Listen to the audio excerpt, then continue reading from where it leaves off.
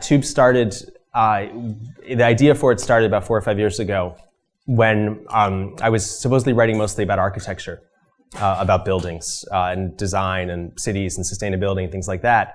Always very large physical things. My internet broke one day and a cable guy came to fix it and followed the wire from this dusty clump behind my couch out to the back of my building, and then saw a squirrel running along the wire and said that I think that's your problem. I think a squirrel is chewing on your internet, which seemed, of course, preposterous because the internet is the most transcendent idea. It's the biggest revolution in communications ever. But it was true. This was the case. A squirrel had actually chewed on my internet. But the very clear image that it gave me was was to wonder what would happen if you yanked the cable from the wall. Could you follow it? How far could you go? These messages are actually traveling through very real places, often alongside of railroad tracks, often overlaid on much older infrastructure. It ends up in places like this. This is 60 Hudson Street in Lower Manhattan. 60 Hudson became one of the most important buildings in the world for networks to physically connect to other networks.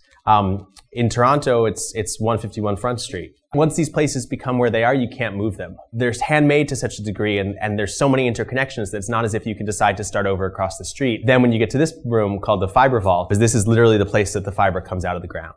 And you end up with a sort of thick cable like that might be filled with 100 or 150 or 200 individual strands of fiber. And then each strand of fiber will be filled at a base with a 10 gigabit per second wave of light. But then even more remarkably, the technology is such that you can put more than one wavelength or color of light through a single strand of fiber. So you have not just one 10 gigabit per second wave in a single strand, but perhaps 40 or 50 or 75 different wavelengths or colors of light, each transmitting 10 gigabits per second of data all through one strand, multiplied by hundreds of strands through each one of those cables. So it's just these fantastic, sort of totally unquantifiable amounts of data passing through these buildings. We have all these moments of virtual adjacency. I was interested in figuring out what the kind of physical corollary to that was. It's like, what is the moment where the internet is plugged in? And it seemed to me that moment would be when a new cable lands on a beach. A new cable actually arrives. A new cable is being built.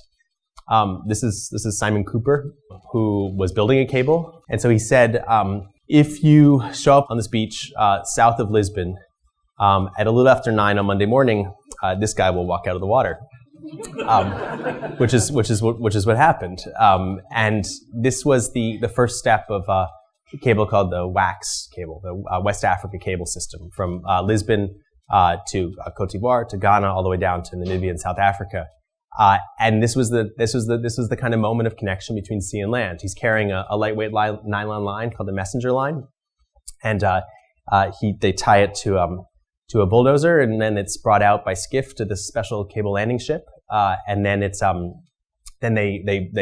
they pulled in with the bulldozer and they floated on these buoys. When he's in the right spot, he goes out back into the water with a machete and cuts the buoys off.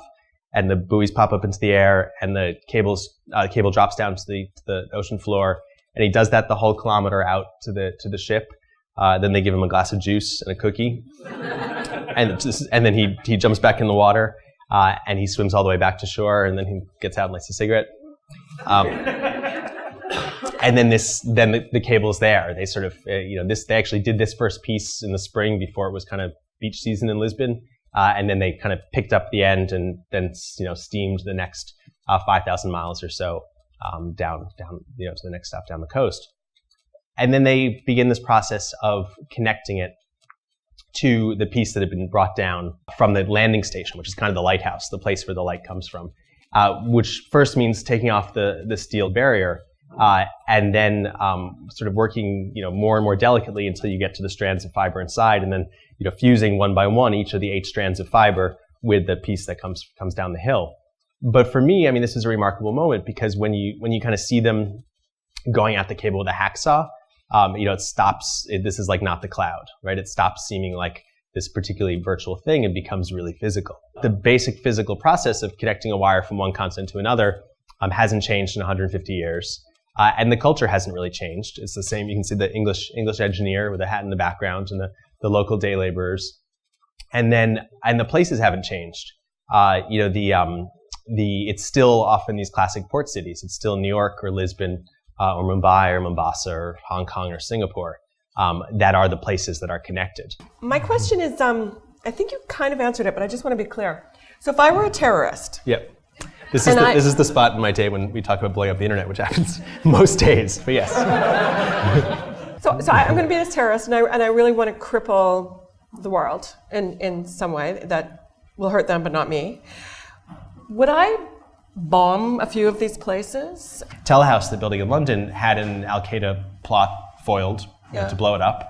And when it was in Scotland Yard, foiled the plot, the Telehouse spokesperson said, why yes, we are the most important spot on the internet. But Equinix Ashburn is paired with 60 Hudson. 60 Hudson, more locally, is paired with 111 8th, the Google building, which is a whole other story. Ashburn and New York are paired with Los Angeles and Palo Alto.